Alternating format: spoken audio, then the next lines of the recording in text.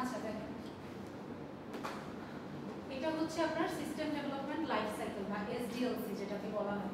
এসডিএলসি আপনারা পড়েছিলেন না শুরুর ক্লাসে, আপনাদের দীপ্ত স্যার করিয়েছিলেন। সো এটার মধ্যে কয়টা স্টেপ? 6টা। First of all planning. Planning আমরা জানি, তাই না, যে প্ল্যান বেসিক্যালি আপনি কি করতে চাচ্ছেন সেই প্ল্যানিংটা করা।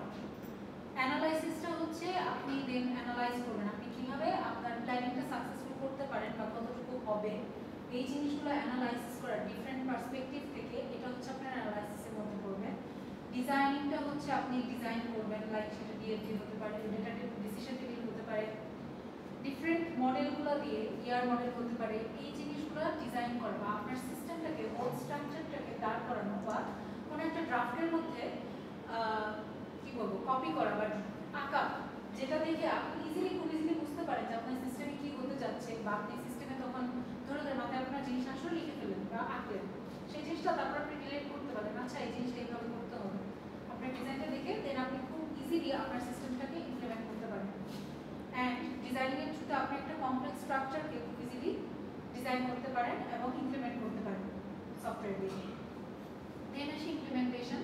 সো এই যে আপনি ডিজাইন করলেন, এই ডিজাইনটা থেকে আপনি হচ্ছে আস্তে আস্তে ডিজাইনটাকে মডিফাই করা রাখতে পারেন। দেখলেন যে হয়তো আপনার ডিজাইনে কোথাও ফ্ল আছে, সো ফ্ল থাকলে আপনি ফ্লটা বের করলেন অ্যান্ড ওইটারই ইমপ্রুভ ভার্সন বের করলেন। ইমপ্রুভ ভার্সন বের করে দেন যখন আপনি মোটামুটি শিওর যে আপনার ডিজাইনটা ঠিক আছে, তখন আপনি হচ্ছে ইমপ্লিমেন্টেশনে গেলেন। ঠিক আছে, সব বসো। এই যে সেকেন্ড ফেজ সিস্টেম ফাঁকা।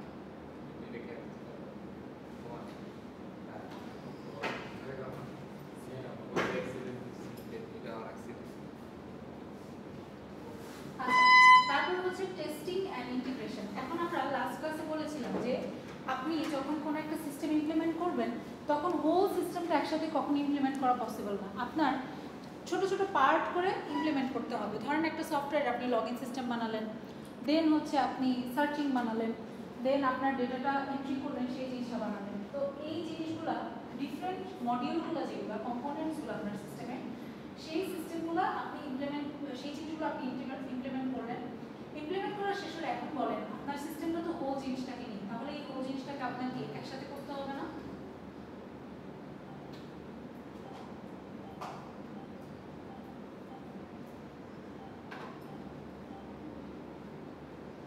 হোল সিস্টেমটাকে আপনার এই যে ছোট ছোট কম্পোনেন্টসগুলো করলেন, এগুলো কি ইন্টিগ্রেট করতে হবে না? সো সেটাকে ইন্টিগ্রেট করবেন। ইন্টিগ্রেট করে ফার্স্ট টেস্টিং এর সময় প্রত্যেকটা মডিউল আলাদা আলাদা করে টেস্ট করতে হবে। ধরেন আপনি লগইন বানালেন, লগইনটা আলাদা করে টেস্ট করতে হবে আপনার লগইন মডিউলটা কাজ করছে কিনা ঠিকঠাক। তারপর আপনি ধরেন সার্চিং বানালেন, আপনি যা সার্চ দিচ্ছেন সেটাই আপনাকে সার্চ করে দেখাচ্ছে। সো আপনি এটা টেস্ট করলেন যে আপনার এটা কাজ করছে কিনা, সো এগুলো থেকে ডিবাগিং করলেন, যখন দেখলেন সবকিছু ঠিক আছে তখন হচ্ছে আপনি ইন্টিগ্রেট করলেন। ইন্টিগ্রেশন পার্টটা করার পর দেন আপনার আবার পুরো সিস্টেমটাকে কি চেক করতে হবে বা টেস্ট করতে হবে। কারণ দেখা গেল যে কখনো দেখা যায় যে দুইটা জায়গায় দুইটা লজিক অ্যাপ্লাই করেছেন, বাট দুইটা লজিককে যখন মার্জ করছেন তখন একটা একটাকে কন্ট্রাডিক্ট করছে, তখন কিন্তু আপনার রেজাল্টটা শো করবে না অ্যাকুরেটলি। সো আপনাকে ইন্টিগ্রেশন করার পর আবার টেস্টিং করতে হবে যাতে করে আপনার সিস্টেমটা ঠিকভাবে কাজ করছে এটা আপনি ইনশিওর করতে পারেন। তারপর আসি মেইনটেনেন্স। মেইনটেনেন্স জিনিসটা এই যে আপনি টেস্টিং করলেন, এই টেস্টিং থেকে হয়তো আপনার অনেক জায়গায় এরর আসতে পারে, দেখা গেল এই জিনিসটা কাজ করছে না ঠিকঠাক। ডিবাগিংটা কোনটা করতে হবে? টেস্টিং ডিবাগিং আপনি টেস্টিং এর মধ্যে করতে পারেন, আবার মেইনটেনেন্স এর করতে পারেন। যে মেইনটেনেন্স আপনি এরর পেলেন সেটাকে ডিবাগ করতেছেন। সো বেসিক্যালি আপনার মেইনটেনেন্স এটাকে বলে যে বারবার আপনি আপডেট করছেন বা হচ্ছে আপনার এক্সিস্টিং যে এরর সেগুলোকে সলভ করার ট্রাই করছেন, এই জিনিসগুলো হচ্ছে মেইনটেনেন্স। সো মেইনটেনেন্স যেটা বললাম যে আপনার কোনো জায়গায় যদি ধরেন আপনার সফটওয়্যার কাজ করছে ওকে, কোনো খুব ওই রকম ইম্প্যাক্টফুল কোনো এরর আপনি পাচ্ছেন না, কোনো বাগ পাচ্ছেন না, সেই ক্ষেত্রে আপনার সফটওয়্যারটা বলতে পারেন যে ঠিকঠাক আছে। বাট মেইনটেনেন্স কিন্তু তারপরে করতে হয়। দেখা গেল একটা সময় চলার পর হয়তো আপনার সিস্টেমে কোনো প্রবলেম দেখা দিচ্ছে, আগে সেটা খেয়াল করেননি, কিংবা হতে পারে নতুন করে আসছে, তারপর আবার হতে পারে আপনার সফটওয়্যারটা অলরেডি অনেক বছর ধরে সাস্টেইন করতে করতে এখন ধরেন না মার্কেটে আপনার সফটওয়্যারের কপি বা আদার সফটওয়্যার আপনাকে রিপ্লেস করতে পারে, এরকম কোনো সফটওয়্যার চলে আসছে, সেক্ষেত্রে আপনি যদি আপনি হাত মুঠে বসে থাকেন আপনার বিজনেস তো লাগবে। সো আপনাকে অল্টারনেটিভ ওয়েতে ট্রাই করতে হবে বা আপনার জিনিসটাকে আপডেট করতে হবে মানুষের কাছে সাস্টেইন করার জন্য, মানুষের কাছে টিকে থাকার জন্য। সো এই গেল আপনার এসডিএলসি। এরপর আসি আপনার সিস্টেম অ্যানালাইসিস এন্ড ডিজাইনের 9 স্টেপস। এটার মধ্যে আমরা অনেকগুলো জিনিস দেখেছি। ফার্স্টে যদি বলি রিকোয়ারমেন্ট ডিটারমিনেশন। রিকোয়ারমেন্ট ডিটারমিনেশনটা কি? আপনার বলেন তো, আপনারা বলেন। এর আগে পড়েছেন না, বলেন রিকোয়ারমেন্ট ডিটারমিনেশনটা কি? যেটা যে সিস্টেম বানাবো সেটার মধ্যে কি কি ফিচার থাকবে, এটার জন্য যা যা লাগবে, হ্যাঁ, কি কি রিকোয়ারমেন্ট চাই আমাদের ক্লায়েন্ট সেটা হচ্ছে এবার রিকোয়ারমেন্টের মধ্যে হার্ডওয়্যারগুলো তো করবে না, হার্ডওয়্যার অবশ্যই আপনি হার্ডওয়্যার ছাড়া বানাতে পারবেন না। ধরেন আপনি গ্রাফিক্স ডিজাইন করতে চাইলেন, হার্ডওয়্যার লাগবে তো অনেক হাই কনফিগারেশনের হবে না। তো ওইটা ছাড়া আপনি যদি জাস্ট সফটওয়্যার চিন্তা করেন যে আমার ঠিকঠাক এমপ্লয় আছে কিনা এটার জন্য, বা কোয়ালিফাইড কোনো এমপ্লয় আছে কিনা, তারপরে ভালো করতে পারবে কিনা, এই জিনিসগুলো করার পরেও আপনার কিন্তু হার্ডওয়্যার কথা চিন্তা করতে হবে অবশ্যই। কারণ হার্ডওয়্যার ছাড়া আপনার যতই কোয়ালিফাইড এমপ্লয় হোক না কেন, সে কিন্তু গ্রাফিক্সটা ভালো করতে পারবে না। দেখা যাবে আপনার একটা কাজ সারাদিন করে বড় অফিসে, যেখানে আপনার যদি একটু হাই কনফিগারেশনের পিসি হতো তাহলে হয়তো আপনি আরও ভালো হতো, তাড়াতাড়ি করতে পারবেন। তো সেই ক্ষেত্রে আপনার আওয়ার্স কিছু কম লাগবে, আপনার প্রজেক্টটা তাড়াতাড়ি শেষ করতে পারবেন। আচ্ছা, সো রিকোয়ারমেন্ট ডিটারমিনেশনটা হচ্ছে আপনি ডিটারমাইন করবেন আপনার রিকোয়ারমেন্টগুলো। দেন হচ্ছে রিকোয়ারমেন্ট স্পেসিফিকেশন। এখন হচ্ছে আপনি ফিল্ডটা অ্যানালাইসিস করে, রিকোয়ারমেন্ট ডিটারমিনেশনটাতে আপনি ফিল্ডটা অ্যানালাইসিস করে যে আপনার কোথায় কি প্রবলেম হচ্ছে, সেটা থেকে কি আসতে পারে। দেন হচ্ছে আপনি এখন একদম অ্যাকুরেটলি ধরে ধরে রিকোয়ারমেন্টগুলো স্পেসিফাই করছেন। আচ্ছা, আমার এই রিকোয়ারমেন্টসগুলো লাগবে। শুরুতে আপনি জাস্ট র্যান্ডম ডিটারমাইন করলেন, দেন হচ্ছে আপনি ওটাকে স্পেসিফিক করে দিচ্ছেন যে এই রিকোয়ারমেন্টগুলো আমার লাগবে। সো রিকোয়ারমেন্ট ডিটারমিনেশন হচ্ছে আপনার arrived at by a consensus among managers, মানে ম্যানেজারগুলো, মানে কোম্পানির যে ম্যানেজার, প্রজেক্ট ম্যানেজার, যে তারা হচ্ছে একটা কনসেনসাস এটার থ্রুতে আপনার রিকোয়ারমেন্টটা ডিটারমাইন করতে পারে। দেন হচ্ছে প্রায়োরিটিস among applications ডিটারমাইন, মানে আপনার অ্যাপ্লিকেশনের মধ্যে প্রায়োরিটিসগুলো ডিটারমাইন করা হচ্ছে, আপনার কোন জিনিসটা প্রায়োরিটি বেশি সেই জিনিসটা আপনার আগে করতে হবে। পিক হাই প্রায়োরিটি অ্যাপ্লিকেশনস, যেগুলোর প্রায়োরিটি বেশি সেগুলোকে পিক করতে হবে আপনার। সো এখানে আপনার টিকেট রিজার্ভেশনের কিছু রিকোয়ারমেন্ট দেখিয়েছে, যেমন scope of solution, ticket reservation, high level requirements, detailed requirements. এখানে আপনার কি কি জিনিস লাগতে পারে সবগুলো দেখেন লিস্ট আউট করা আছে। যেমন টিকেট রিজার্ভেশনের শুরুতে লাগবে কি? শুরুতে লাগতে পারে আপনার রেজিস্টার লাগবে, মানে এই হাই লেভেল রিকোয়ারমেন্টসগুলোকে আপনি বেসিক্যালি সিম্পলিফাই করে ডিটেইল রিকোয়ারমেন্টসগুলো পাচ্ছেন। এখন দেখেন টিকিট রিজার্ভেশন অবশ্যই আপনাকে একটা রেজিস্টার করতে হবে না, একটা অ্যাকাউন্ট ওপেন করতে হবে। অ্যাকাউন্ট ওপেন করার পর আপনি হয়তো আপনার সেখানে টাইম দেখতে পাবেন। তারপরে হচ্ছে ধরেন কোন একটা সিনেমা হলের টিকিট রিজার্ভেশন মেবি এটা। সো এখানে শো টাইমটা আপনাকে দেখা যাচ্ছে কোন কোন টাইমে শোটা হতে যাচ্ছে।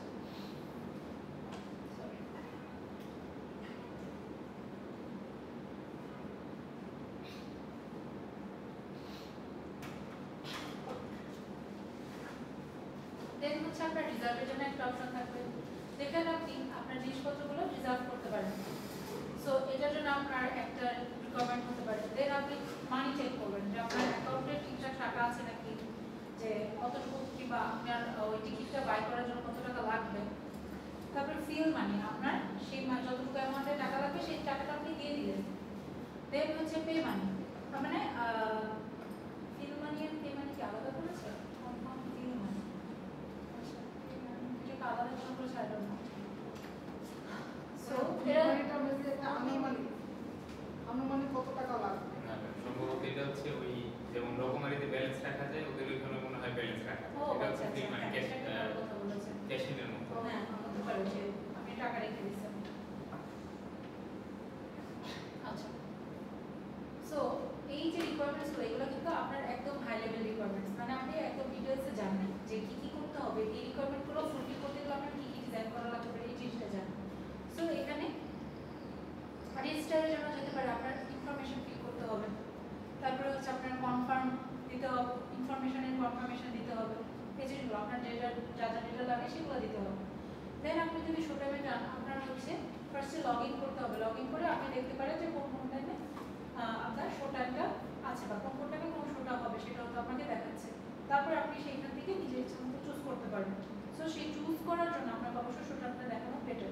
আর তাছাড়াও আপনি যদি প্রফিট করতে চান সেক্ষেত্রে আপনি হচ্ছে ডিফারেন্ট অ্যাডভার্টাইজ দিতে পারেন, যে এই জিনিসটা একটু ডিফারেন্টলি শো করতে পারেন, মানুষের সামনে ইন্টারফেসের সামনে দিতে পারেন যে এইভাবে শো টাইপটা সুন্দর করে দেখালে দেখা গেলো মানুষ হয়তো অ্যাট্রাক্ট হলো যে সে এই শোটা দেখতে ইন্টারেস্ট ফিল করছে, আপনার জাস্ট শোয়িং লেভেলটা ডিফারেন্ট করার জন্য।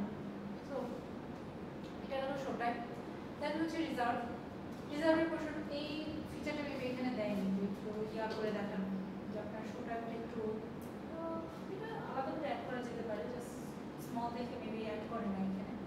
আচ্ছা, রিজার্ভের মধ্যে আপনার ফার্স্টে লগ ইন করতে হবে। কথাটা শোনা গেছে?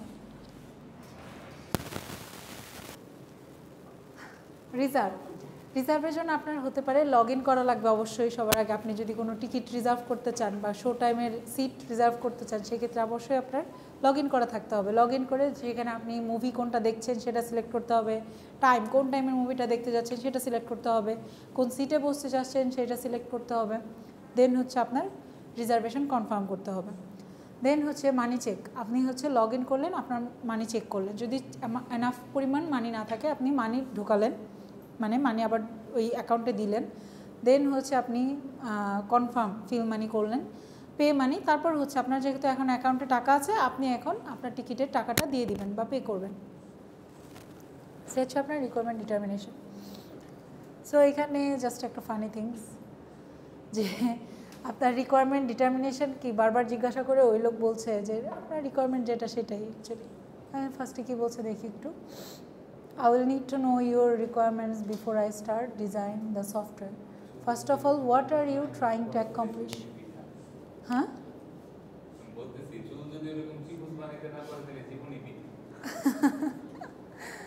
আচ্ছা,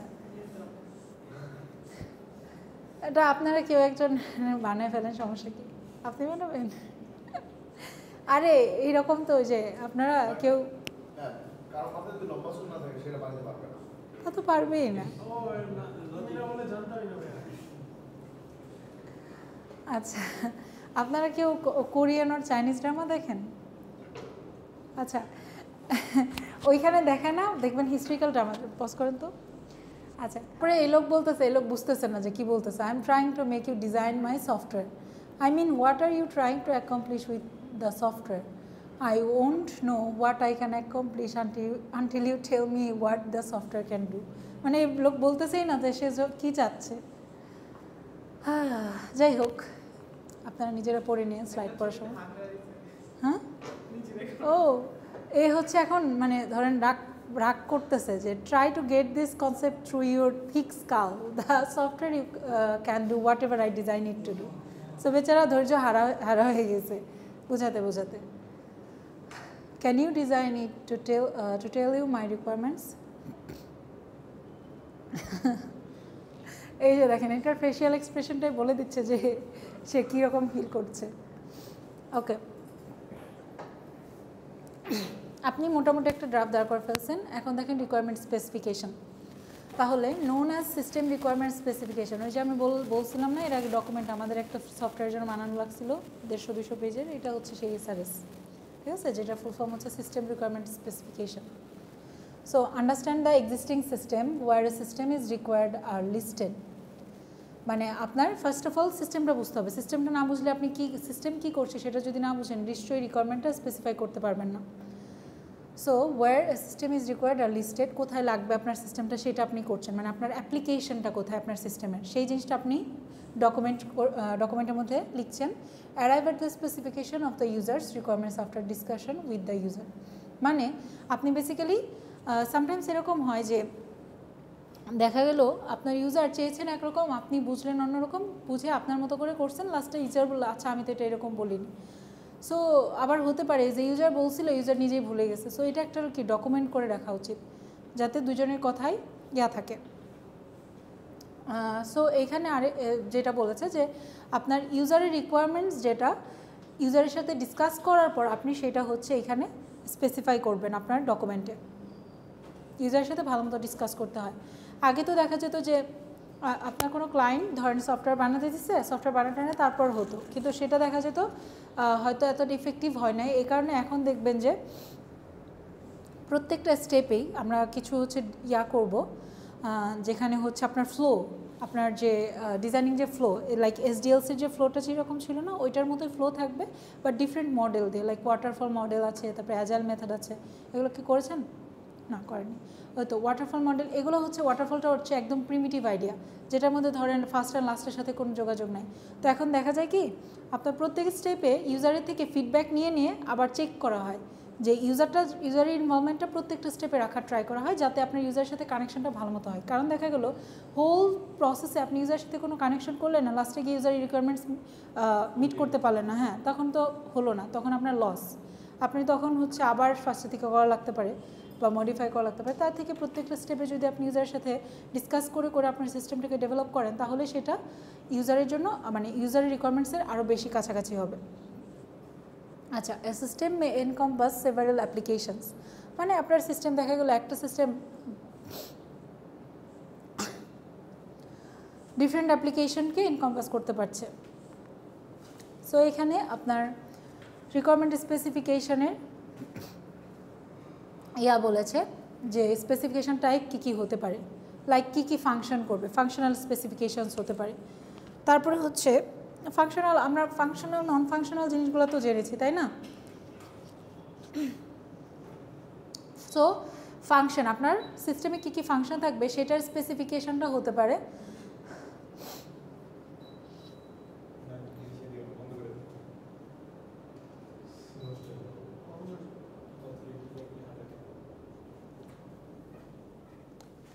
আচ্ছা।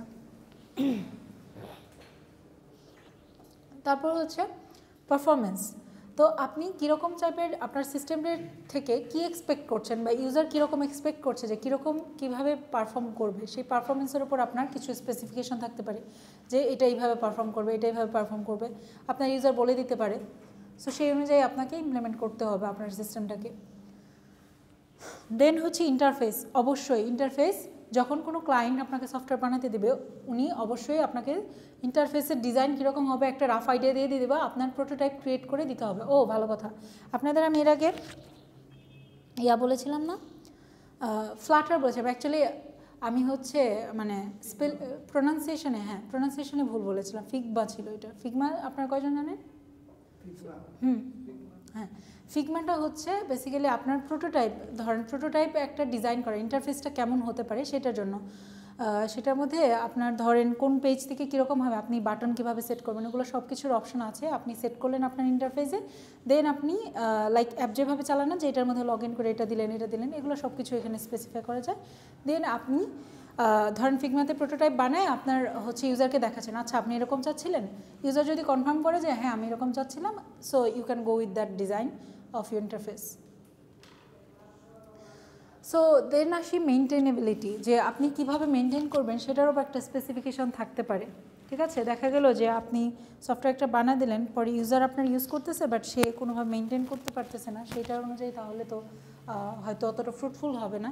সো সেই ক্ষেত্রে আপনার ইউজার আপনাকে কিছু রিকোয়ারমেন্টস দিতে পারে, বা আপনার সিস্টেম ডেভেলপ করার জন্য আপনার কিছু মেনটেনেবিলিটি ফিক্সড করা লাগতে পারে, সেটা আপনার নিজের জন্যও লাগতে পারে। রিলায়েবিলিটি মানে যে আমরা তো রিলায়েবিলিটি জানি যে আপনার সিস্টেমটাকে অ্যাকচুয়ালি রিলায়েবল কিনা, যখন আপনার ইউজারের প্রয়োজন পড়ছে তখন আপনার সিস্টেমটা ইউজারকে সার্ভিস দিতে পারছে কিনা। সো যদি পারে তাহলে আপনার সফটওয়্যারটা রিলায়েবল, যদি না পারে তাহলে আপনার সফটওয়্যারটা রিলায়েবল হবে না। দেন সেফটির ইস্যুটা, আপনার সেফটির কিছু ইস্যু থাকতে পারে, যেমন ডিফারেন্ট সিস্টেমের জন্য ডিফারেন্ট সিকিউরিটির সাইডটা চিন্তা করতে হয়। ঠিক আছে, লাইক সফটওয়্যার ক্ষেত্রে তো হ্যাকিং অবশ্যই ইম্পর্টেন্ট। তারপরে সিকিউরিটি, ধরেন যেগুলোতে ডেটা দিতে আপনার পার্সোনাল ইনফরমেশন থাকে, অবশ্যই আপনার ডেটা যাতে সিকিউর থাকে, বা ইউজার যারা সিস্টেমটা ইউজ করছে তাদের ডেটা বা ইনফরমেশনগুলো যাতে সিকিউর থাকে, আপনাকে এটা এনশিওর করতে হবে আপনার সিস্টেমের থ্রুতে। সো এটার একটা সিকিউরিটি থাকতে পারে যে এই লেভেল পর্যন্ত একটা ইউজার এই সিস্টেমটা ইউজ করার পর সিকিউর ফিল করবে বা সেফ ফিল করবে, সেটা একটা হতে পারে। আর কোয়ালিটি স্পেসিফিকেশন হচ্ছে আপনি কোয়ালিটি বলে দিলেন যে এরকম কোয়ালিটির হতে হবে, লাইক আপনার একটা স্পেসিফাইড ফিক্সড কোয়ালিটি আছে, বা আপনার ইউজার কোয়ালিটিটা ফিক্সড করে দিল, সো আপনার ওই কোয়ালিটিতে আপনার সফটওয়্যারটাকে ডিজাইন করে নিতে হবে। এখানে দেখেন রিকোয়ারমেন্ট স্পেসিফিকেশনকে ডকুমেন্টেড করার জন্য থ্রি ডিফারেন্ট টাইপসের ডকুমেন্টসের কথা বলা আছে। ফার্স্ট অফ অল একটা হচ্ছে business requirements document which is called BRD, তারপরে হচ্ছে আপনার সফটওয়্যার রিকোয়ারমেন্ট স্পেসিফিকেশন এসআরএস, আর লাস্টলি হচ্ছে ফাংশনাল রিকোয়ারমেন্ট স্পেসিফিকেশন। এখন এগুলোর দেখেন ডিফারেন্টটা আপনার মোটামুটি সেম কাজে ইউজ হয়, বাট কিছু বেসিক স্ট্রাকচারাল ডিফারেন্স আছে। যেমন আপনার ফার্স্টে বলেছে আদার নেমস, সো এসআরএসের আরেকটা নাম হতে পারে প্রোডাক্ট রিকোয়ারমেন্টস ডকুমেন্ট। তারপরে হচ্ছে আপনার এফআরএস, যেটা এটাকে এফএসডিও বলা হয়, যেটা ফাংশনাল স্পেসিফিকেশন ডকুমেন্ট বা প্রোডাক্ট স্পেসিফিকেশন ডকুমেন্টও কিন্তু বলা হয়, which is called PSD. And হচ্ছে ফাংশনাল স্পেক্স এফএসও বলা হয়। সো দেখেন কোনটাকে আপনার ডকুমেন্টটা কে বানায় এই জিনিসটা দেখেন। বিআরডি যেটা সেটা হচ্ছে বিজনেস অ্যানালিস্ট বানায়, আপনার এসআরএসটা হচ্ছে সিস্টেম অ্যানালিস্টও বানাতে পারে, তারপরে হচ্ছে বিজনেস অ্যানালিস্টও বানাতে পারে, আর এফআরএস হচ্ছে আপনার বিজনেস সিস্টেম অ্যানালিস্ট আর ইমপ্লিমেন্টেশন লিডস, মানে যে অ্যাকচুয়ালি ইমপ্লিমেন্ট করছে সিস্টেমটা। কি হলো কিছুক্ষণ পরপর চলে যাচ্ছে কেন? কি কোনোটাই দিচ্ছি একা একা হয়ে যাচ্ছে।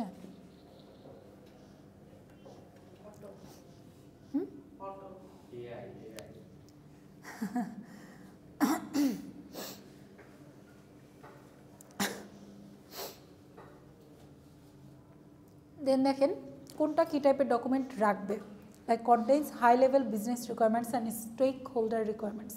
স্টেক হোল্ডার আমরা এটাকে দেখেছি না?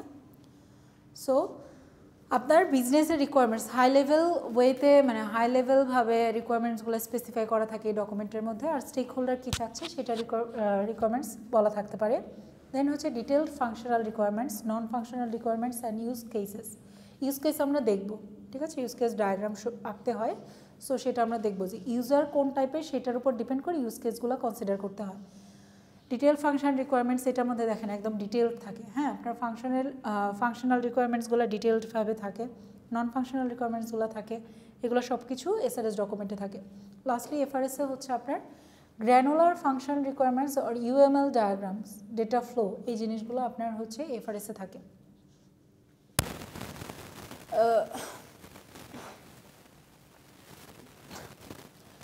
সো আপনার বিআরডিটা ইউজ করে কারা? Upper and middle management. আচ্ছা, ম্যানেজমেন্টের লেভেলটা হচ্ছে লাইক ম্যানেজমেন্টের 3টা না 4টা লেভেল আছে। সো আমি একটু সার্চ দিয়ে যদি দেখাই আপনাদের, তাহলে আপার লেভেল অ্যান্ড মিডল লেভেল ইয়াটা হচ্ছে আপনাদের বুঝতে সুবিধা হবে।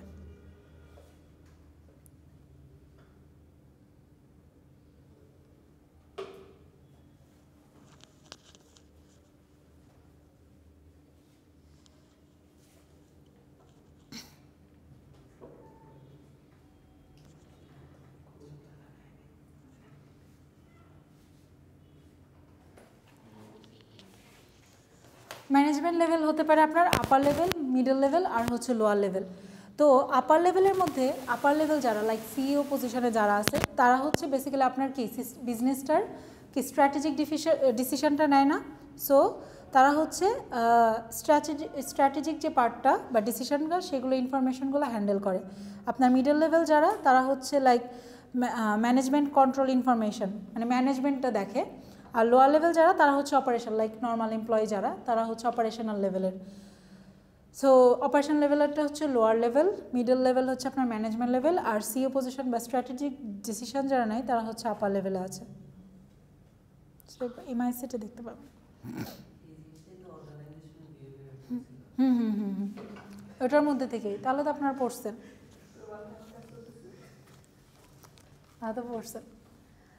আচ্ছা, তাহলে আপনার এই বিআরডি যেটা সেটা ইউজ করবে হচ্ছে upper and middle management. Upper and middle management use করবে। দেন আপনার এসআরএস যেটা সেটা হচ্ছে প্রজেক্ট ম্যানেজার্স, তারপর হচ্ছে আপনার এসএমই যেটা subject matter experts, technical and implementation lead যারা আছে তারা হচ্ছে এসআরএসটা দেখবে, কারণ আপনার এসআরএসের সব ফাংশনাল অ্যান্ড নন ফাংশনাল রিকোয়ারমেন্টসগুলো লিস্ট আউট করা আছে। তো সো ওইটা দেখে যদি আপনার টেকনিক্যাল লিড যারা আছে তারা যদি সিস্টেমটা ইমপ্লিমেন্ট করে তাহলে সেটা কি বেটার হবে। দেন হচ্ছে এফআরএস যেটা, সেটা হচ্ছে technical leads, development teams and testing teams. এটার মধ্যে টেস্টিং টিমস অ্যান্ড ডেভেলপমেন্ট টিমসও এই এফআরএসটা ফলো করে। দেন আপনার কোন টাইমটাতে বা কোন ফেজে আপনার এই ডকুমেন্টসগুলো বানানো হয়? প্রিপেয়ার্ড ইন ইনিশিয়েশন ফেজ, এটা হচ্ছে আপনার বিআরডিটা একদম ইনিশিয়াল লেভেলে করা হয়। দেন এসআরএসটা হচ্ছে আপনার প্ল্যানিং ফেজ, আপনি যখন প্ল্যান করছেন তখন প্ল্যানিং ফেজটাতে করা হবে। আর এফআরএসটাও প্ল্যানিং, মোটামুটি সবগুলো ইনিশিয়াল লেভেলেই করা হয়, কারণ এই ডকুমেন্টগুলো ফলো করে আপনি পরবর্তীতে আপনার সিস্টেমটাকে ইমপ্লিমেন্ট করেন, সো ইনিশিয়াল লেভেলেই করা উচিত। আনসার্স মানে কোনটা কী টাইপের আনসারকে হচ্ছে কি আপনাকে শো করে, like why the requirements are being undertaken, মানে বিআরডি দেখাবে যে আপনার এই রিকোয়ারমেন্টসগুলো কেন দরকার। তারপরে এসআরএস দেখাবে কী টাইপের রিকোয়ারমেন্টসগুলো আপনার দরকার। আর আপনার এফআরএস দেখাবে হচ্ছে কিভাবে আপনি হচ্ছে এই ফাংশনটাকে এই সিস্টেমটাকে ফাংশন করাতে চাচ্ছেন, হাউ। সো বিআরডি কি ওয়াই দিয়ে একা একা কী হচ্ছে?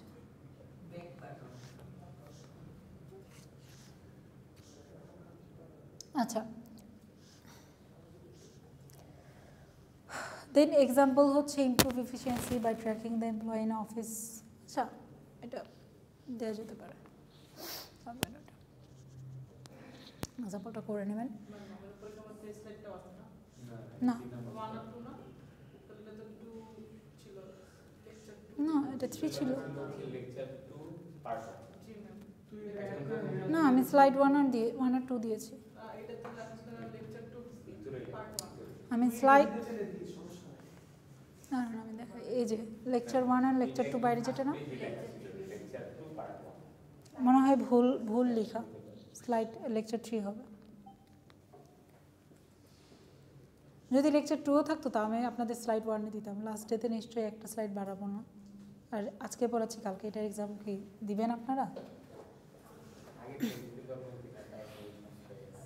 সংশয় থাকলে তো সমস্যা, আপনারা আগেগুলো ভালো মতো পড়েননি।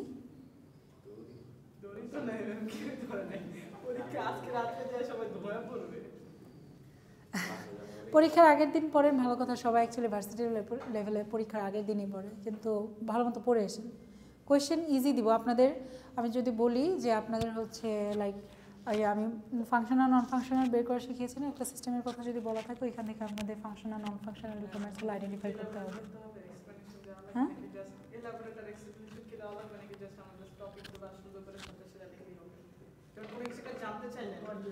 অবশ্যই আপনাকে আমাকে বোঝাতে হবে, এখন সেটা আপনি কীভাবে বোঝাচ্ছেন সেটা আপনার বিষয়। আমি যদি বুঝতে পারি আপনি লেখা পড়ে, ইউল গেট দ্য মার্কস। আমি যদি না বুঝি, আপনি যেভাবে ডিটেলডে লিখলে যদি আমি না বুঝি তারপরে তাহলে তো পাবেন না, ঠিক আছে। আর যদি মনে হয় যে আপনার একটা হেডিং লিখলেই বা পয়েন্ট লিখলে আপনার পুরো জিনিসটা ডেসক্রাইব করা হয়ে যাচ্ছে, তাহলে তো একটা ডেসক্রিপশন চাইলাম, সেখানে যদি আপনি এখন একটা সেন্টেন্সে শেষ করে দেন তাহলে কি হবে? হ্যাঁ, আপনি যেভাবে দিয়ে খুশি, আমি বুঝলেই হয়েছে। আপনি ডায়াগ্রাম, হ্যাঁ কি বললেন? হ্যাঁ সেটাই যাই লিখেন, আমি বুঝতে পারলেই হয়েছে। নো, আমি বুঝবো না, কষ্ট করবো কেন? কষ্ট করে পড়াচ্ছি না, বুঝবো কষ্ট করে, পড়াবো কষ্ট করে, সব কিছুতে তো আমি কষ্ট একা করবো তা তো হবে না। পরীক্ষার সিলেবাসটা তো এরকম, পরীক্ষার সিলেবাসকে আমি অনেক হিউজ দিয়েছি, দিই নাই তো? আপনাদের সিটি 1 কম ক্লাস হয়েছে, এই জন্যই তো কম দিয়েছি, তাই না? মিডের মধ্যে আপনাদের 5টা স্লাইড আছে, তার মধ্যে ডিএফডিটা লাস্ট ল্যাব ক্লাসে পড়াই দিছি। তাহলে বাকি আছে আপনার এই যে আজকের স্লাইডটা, এটা আজকে শেষ হয়ে যাবে, আর একটা স্লাইড বাকি আছে, আর একটা ক্লাস আমাদের কালকে আছে না? কালকে আছে। আমি তারপরে আপনারা তো নেক্সট উইকে আপনাদের সাথে আমার ক্লাস আছে। এমনভাবে লাস্ট উইক বলছেন যে ফাইনালে লাস্ট উইক। হ্যাঁ অ্যাকচুয়ালি। আচ্ছা,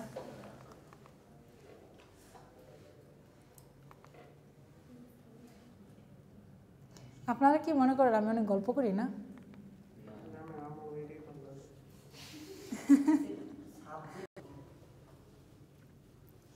আচ্ছা, ফিজিবিলিটি অ্যানালাইসিস হচ্ছে আপনার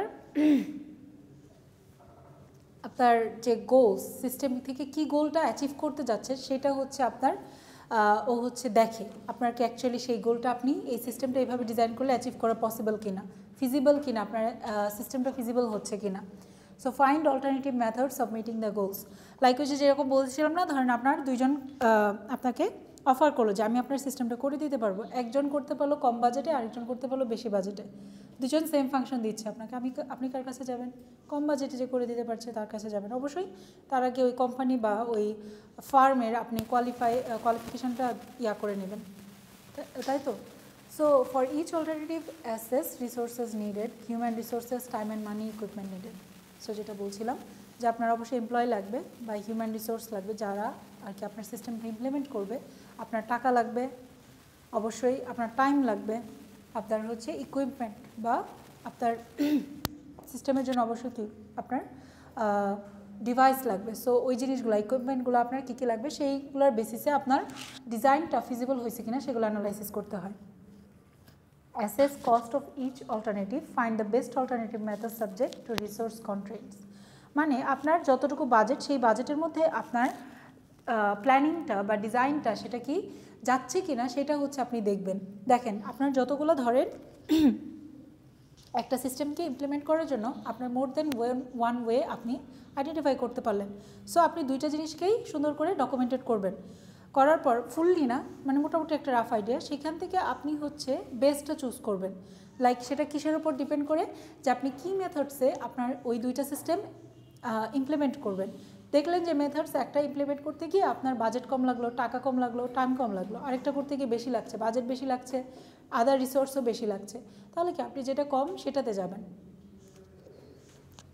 এটা শুধু যেমন যারা দেয় মানে যারা লাইক দেয়, লাইক কোনো সফটওয়্যার বানাতে দেয় তাদের যেমন এটা কনসার্ন, যারা বানায় তাদেরও কিন্তু এটা কনসার্ন যে বাজেটের মধ্যে হবে কিনা। দেখা গেল আপনার যে কাস্টমার মানে যে আপনাকে বানাতে দিয়েছে সফটওয়্যারটা, সে আপনাকে বাজেট দিল কম, আপনি শুরুতে দেখছেন যে বাজেটটা ঠিকঠাক মানে আপনার বাজেটটা এরকম লাগতেছে, আপনি ওই বাজেট হিসেবেই নিছেন, কিন্তু মিডওয়েতে দেখা গেল যে আপনার সব কিছু অ্যানালাইসিস করার পর দেখা গেলো যে আপনার বাজেটটা আরও অনেক বেশি লাগছে, তখন কি আপনার লস না?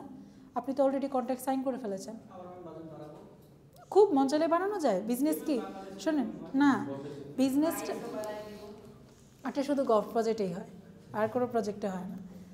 আর বিজনেসটা হচ্ছে এমন একটা জিনিস, এটা হচ্ছে ধরেন লাইক ডিফারেন্ট এন্টিটি, একটা পার্সনের মতো। বিজনেসটা হচ্ছে একটা পার্সনের মতো, একটা বিজনেস ফার্ম আপনার একটা পার্সনের মতো অ্যাক্ট করবে। You can take money as a wish. হ্যাঁ, এটা হচ্ছে আপনার একটা থাকতে হয়, ঠিক আছে? আমরা ওই যে আমাদের লাস্ট ইয়ারে যেটা ছিল যে বিজনেসের সাথে কীভাবে রিলেটেবল, এই জিনিসগুলো যখন আমরা পড়ছি তখন দেখছি যে বিজনেসটা হচ্ছে আপনার টোটালি এন্টায়ার আলাদা একটা এন্টিটি, যে এন্টিটিটাকে you will treat it like a person, আলাদা একটা পার্সন, যাই you can take money at any time. So এটার জন্য আপনার হচ্ছে লাইক শেয়ারও নিতে হয়, আপনি আপনার স্যালারিটুকু নেবেন আর ওইখান থেকে একটা সার্টেন শেয়ারটুকু নেবেন। অনেক শেয়ার হোল্ডার থাকে, ঠিক আছে? শেয়ার হোল্ডার তো আর একজন থাকে না, যদি হয় একজন থাকে সেই ক্ষেত্রে আলাদা ইস্যু, কিন্তু তারপরেও এটা তো আপনার হচ্ছে বিজনেসটা একটা করতে গেলে করতে হয়, কি যেন একটা পাস করাতে হয়। আচ্ছা, এই যে এখানে দেখেন আপনার কিছু ফিজিবিলিটি অ্যানালাইসিসের ওয়ে দেখানো আছে। লাইক ফার্স্টে দেখেন ইকোনমিক ফিজিবিলিটি, মানে আপনার প্রজেক্টটা ইকোনমিক্যালি ফিজিবল কি না সেটা চেক করতে গেলে আপনার ইকোনমিক ফিজিবিলিটিটা চেক করতে হবে। সো ইকোনমিক ফিজিবিলিটিটা চেক করার ওয়ে হচ্ছে একটা cost benefit analysis. Cost benefit মানে আপনার কস্টের জন্য আপনি কতটুকু বেনিফিট পাচ্ছেন। এই যে দেখেন কস্ট বেনিফিট রেশিওটা এখানে দেখিয়ে দিয়েছে। ফার্স্টে দেখেন টোটাল কস্ট প্রজেক্ট 1-এর জন্য টোটাল কস্ট হচ্ছে $8,000, দেন হচ্ছে আপনার টোটাল বেনিফিটস আর্ন করতেছেন হচ্ছে $12,000। সো আপনার কস্ট বেনিফিট রেশিও যদি করেন, লাইক ওপরে কস্ট থাকবে নিচে বেনিফিট থাকবে, তাহলে এটা আসতেছে 1.5। বাট প্রজেক্ট 2-র জন্য আপনার কস্ট লাগতেছে হচ্ছে $11,000, দেন হচ্ছে আপনার টোটাল বেনিফিটস আসতেছে হচ্ছে $20,000।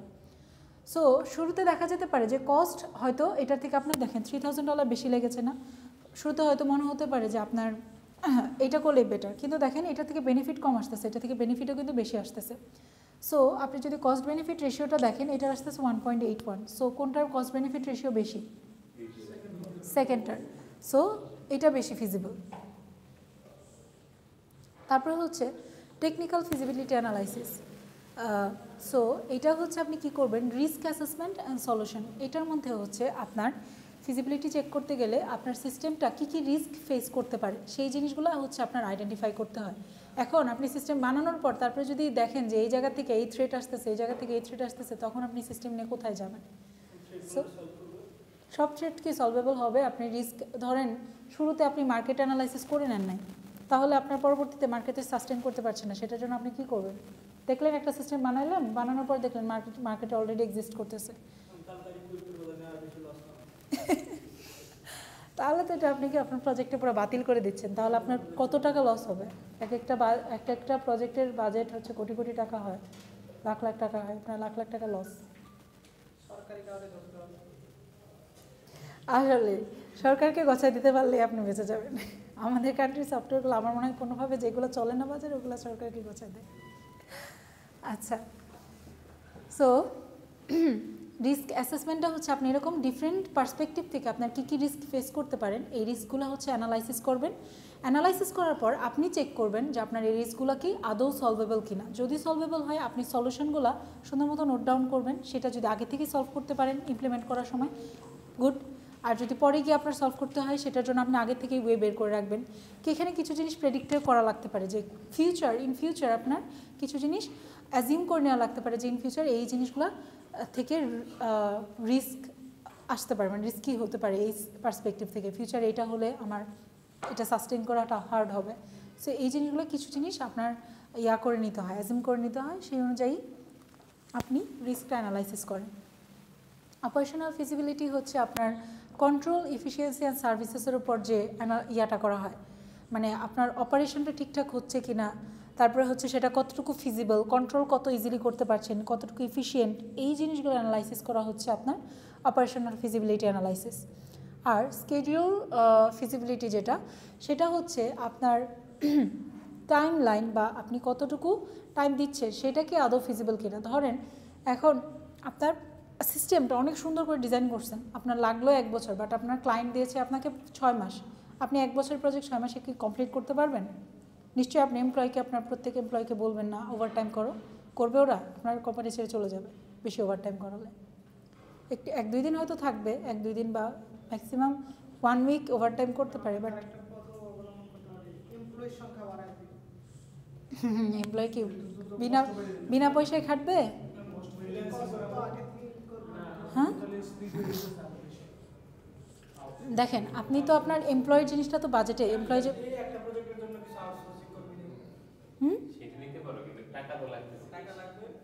টাকা লাগবে, টাকাটা আসবে কোত্থেকে? না, এই যে উনিও বলতেছেন এমপ্লয়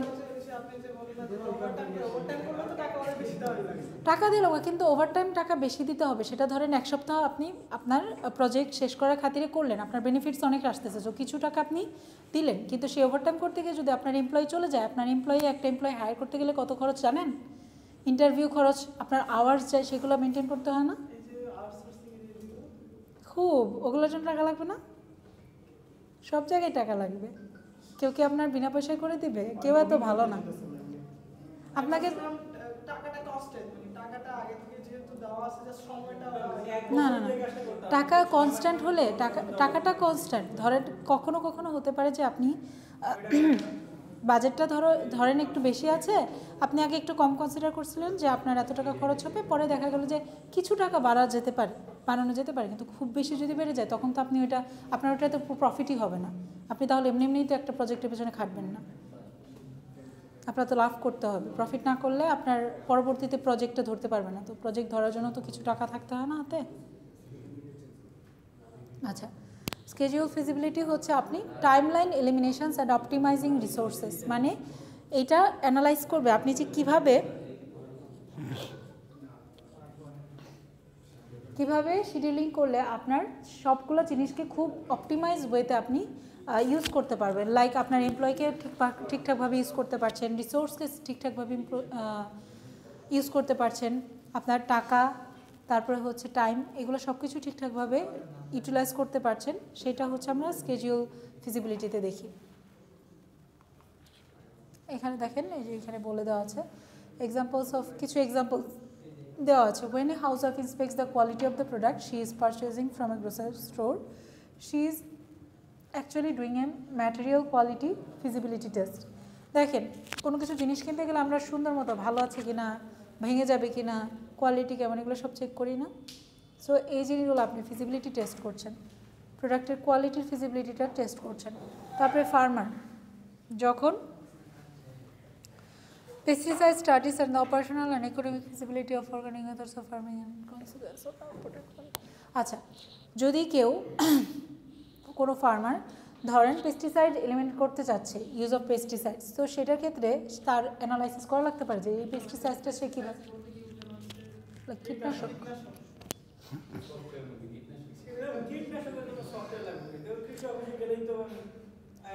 এটা জাস্ট আপনাকে দেখাচ্ছে যে কোনটা কোন, এটা জাস্ট আপনাকে দেখাচ্ছে যে সিস্টেম আমরা তো শুরুতেই বলেছি system not just a software, ঠিক আছে? সিস্টেমটা আপনাদের যেটাও তো সিস্টেম, ইউনিভার্সিটিতে পড়ছেন, এটার জন্য কি এখন আপনারা কি সফটওয়্যারের আন্ডারে?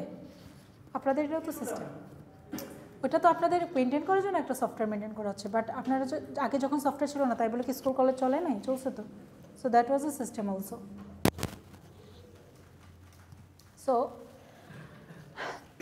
এটার মধ্যে আপনার হচ্ছে studies the operational and economic feasibility of organic methods, মানে আপনি ধরেন পেস্টিসাইড ইউজ করবো বলে অর্গানিক ওয়েতে করতে চাচ্ছেন, কিন্তু সেটা আপনার জন্য যদি আপনার ধরেন অর্গানিক জিনিসপত্র কিনতে গিয়ে আপনার অনেক বেশি কস্ট পড়ে গেল, সেক্ষেত্রে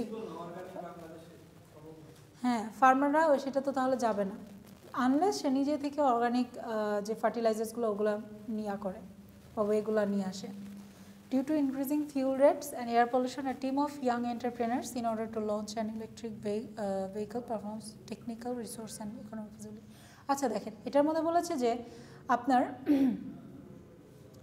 ফিউল রেটসের আমরা জানি কিছুদিন আগে বাস ভাড়া বেড়ে গেল ফিউল রেট বাড়ার জন্য। সো আবার হচ্ছে আপনার এয়ার পলিউশনের যে জিনিসটা, এটার জন্য ধরেন আপনার এন্টারপ্রেনার একটা টিম, তারা হচ্ছে একটা ইলেকট্রিক ভেহিকেল যখন লঞ্চ করবে তার আগে তারা হচ্ছে সেটার জন্য technical, resource and economical feasibility টেস্টটা করে নেবে যে আপনার রিসোর্স, আচ্ছা আমি মনে হয় এইভাবে আমার লাগছে,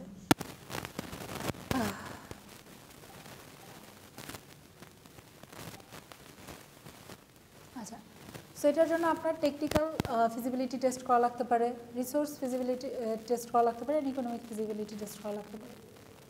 আপনি কি ফোন দেখছেন? ফোন দেখিলেন না? আচ্ছা দেখেন final specifications. So at last আমরা ফাইনাল স্পেসিফিকেশন, এখন আপনার অনেক কিছু অ্যানালাইসিস করে দেখছেন, এখন আপনি সেখান থেকে দেখা গেল আগে ইনিশিয়ালি যে স্পেসিফিকেশনগুলো করেছিলেন সেগুলো হয়তো সবগুলো ফিজিবল ছিল না, সেটার আপগ্রেডেড ভার্সন পেয়েছেন, কিছু স্পেসিফিকেশন হয়তো বাদ চলে গেছে, নতুন কিছু অ্যাড হয়েছে। সো এই সব কিছু মিলে লাইক আপনি এখন what the system would achieve, এই জিনিসটা আপনার স্পেসিফিকেশানে এখন থাকবে, একদম ফাইনাল স্পেসিফিকেশান যেটা, সেটার মধ্যে আপনি এখন কী অ্যাচিভ করতে যাচ্ছেন সেটা একদম ক্লিয়ারলি স্টেট করা থাকবে। দেন আপনার specification drawn up are improved for implementation, মানে সিস্টেম রিকোয়ারমেন্ট স্পেসিফিকেশন, সমস্যা নেই না, এটার উপর পরীক্ষা না, এসআরএস এর উপর পরীক্ষা। ও তাহলে আবার কেউ আপনারা করিয়েন না যে পরীক্ষার আগে জাস্ট পড়ছেন, আবার কিছুক্ষণ পরে যদি ভুলে যান, এই জন্য পড়েন ভালো মতো, পরে মনে না থাকলে পরীক্ষার হলে মনে পড়বে, তখন ব্রেইন ম্যাক্সিমাম কাজ করে পরীক্ষার হলে। যদিও যে আপনারা প্যানিক করা শুরু করেন, লাইক পরীক্ষার আগে 5 মিনিটে পড়তে বসলেন, তখন দেখলেন যে শেষ হচ্ছে না, ওই মোমেন্টে কাজ করবে না, বাট আপনি যদি আগে থেকে ঠিক মতো কাভার করেন আপনার মনে পড়বে। ওই তো আমার লাস্ট ইয়ারে বুঝছেন, ফার্স্টের দিকে যখন ফার্স্ট ইয়ারে ছিলাম তখন দেখা যেত কি শুরুতে, মানে ধরেন আমাদের রবিবারে ফ্রাইডে স্যাটারডে অফ থাকতো, সো সানডেতে আমাদের হচ্ছে এক্সাম থাকতো, ফার্স্ট ইয়ারে থাকতে। তো আমরা করতাম কি, আমি করতাম আর কি। সো আপনি আলটিমেটলি লাস্টে স্পেসিফাই করছেন আপনি কি গোল অ্যাচিভ করতে চাচ্ছেন, specifications ড্রন up improved for implementation, মানে আপনি যে স্পেসিফিকেশনগুলো করছেন সেগুলোকে ইমপ্রুভ করছেন ফর ইমপ্লিমেন্টেশন। দেন হচ্ছে আপনি এসআরএস রিটেন যে এসআরএসটা আছে বা সিস্টেম রিকোয়ারমেন্ট স্পেসিফিকেশন যেটা, সেটা আপনি ইউজারকে দিচ্ছেন অ্যান্ড অ্যাগ্রিমেন্ট রিচড। দেখেন এই যে ডিটেলড এসআরএসটা করার পর আপনি আপনার ইউজারকে দেখাবেন, সে যদি কোনো জায়গায় মডিফিকেশান দেয় তাহলে সেখানে দিতে পারে, তখন আপনার এসআরএসটা চেঞ্জ করতে হবে, মডিফাই করতে হবে। আচ্ছা, ফাইনাল স্পেসিফিকেশানটা কি? ফার্স্টে দেখেন এই যে আপনার রিকোয়ারমেন্ট এলিসাইটেশন অ্যান্ড অ্যানালাইসিস, দেন হচ্ছে ওইটার রিকোয়ারমেন্টসটাকে আপনি স্পেসিফাই করলেন, রিকোয়ারমেন্ট ভ্যালিডেশন মানে ভ্যালিড কিনা, লাইক ইউজার যেটা চেয়েছে সেটাই আপনি করছেন কিনা, ঠিক আছে, এটা হচ্ছে ভ্যালিডেশন, মানে আপনি যে ফাংশনটা দিচ্ছেন ওটা কি ভ্যালিড কিনা। অনেক সময় দেখা যায় যে ইউজার আপনাকে বলছে একটা, আপনি বুঝছেন আরেকটা, করে রেখেছেন, তাহলে কিন্তু ওইটা ভ্যালিড হলো না, কারণ ইউজার চাইছে কিন্তু অন্য জিনিস, আপনি ওই আউটপুটটা দেখাতে পারছেন না, সো আপনার ওই সিস্টেমটা তখন ভ্যালিড হবে না। আপনারা দেখবেন ভ্যালিড আর আরেকটা কিসের মধ্যে যেন ভেরিফাই, ভ্যালিডেশন অ্যান্ড ভেরিফিকেশন, এই দুটার মধ্যে অনেক বেশি ডিফারেন্স আসে। যেখানে ভেরিফিকেশন ভ্যালিডেশন থাকবে দেখবেন যে ভেরিফিকেশন অ্যান্ড ভ্যালিডেশনের মধ্যে ডিফারেন্স কোয়েশ্চেনে থাকে, মানে কাজ করছে কিনা অ্যাকচুয়ালি, আর ভ্যালিডেশন হচ্ছে যে কাজটা করার কথা ছিল, মানে যে ফাংশনটা থাকার কথা ছিল সেই ফাংশনটা আছে কিনা। লাইক আপনার চাইলো চাল, আপনি দিলেন ডাল, এটা হচ্ছে তার মানে ভ্যালিড না, কিন্তু আপনার চাল দিছে, দেওয়ার পর চালটা কি মানে ধরেন পোকায় ধরা নাকি ভালো না খারাপ, সেটা হচ্ছে ভেরিফিকেশন। সো দেন হচ্ছে আপনার রিকোয়ারমেন্ট ভ্যালিডেশন, দেন আপনি রিকোয়ারমেন্টটা ডকুমেন্ট করলেন, অ্যান্ড শুরুতে তার আগে হচ্ছে ফিজিবিলিটি স্টাডিটা একদম ইনিশিয়াল পজিশনে ছিল। সো ফিজিবিলিটি স্টাডিটা থেকে আপনি ফিজিবিলিটি রিপোর্ট করলেন, সেইটা অনুযায়ী হচ্ছে আপনি রিকোয়ারমেন্ট এলিসাইটেশন অ্যান্ড অ্যানালাইসিস করলেন, অ্যান্ড এই রিকোয়ারমেন্ট থেকে আপনি হচ্ছে সিস্টেম মডেল বানালেন। সিস্টেম মডেল থেকে সিস্টেম মডেলগুলো কি আপনার রিকোয়ারমেন্ট ডকুমেন্টসে বা এসআরএসে থাকবে। তারপরে হচ্ছে আপনি রিকোয়ারমেন্টস স্পেসিফিকেশন যে করলেন সেইটার থেকে আপনার ইউজার অ্যান্ড সিস্টেমের রিকোয়ারমেন্টসগুলো আলাদা করতে হবে, লাইক ইউজার কি চাচ্ছে, সিস্টেমে কী কী লাগবে, দুইটা কিন্তু আলাদা জিনিস। হ্যাঁ, system requirements and user requirements দুইটা আলাদা জিনিস। এই দুইটা জিনিস স্পেসিফাই করার পর এই জিনিসটা আপনার হচ্ছে ডকুমেন্টসে বা রিকোয়ারমেন্ট ডকুমেন্টসে থাকবে। এই সব কিছু মিলেই হচ্ছে আপনার রিকোয়ারমেন্টস ডকুমেন্টটা থাকবে। ঠিক আছে, আজকে তাহলে এই পর্যন্তই।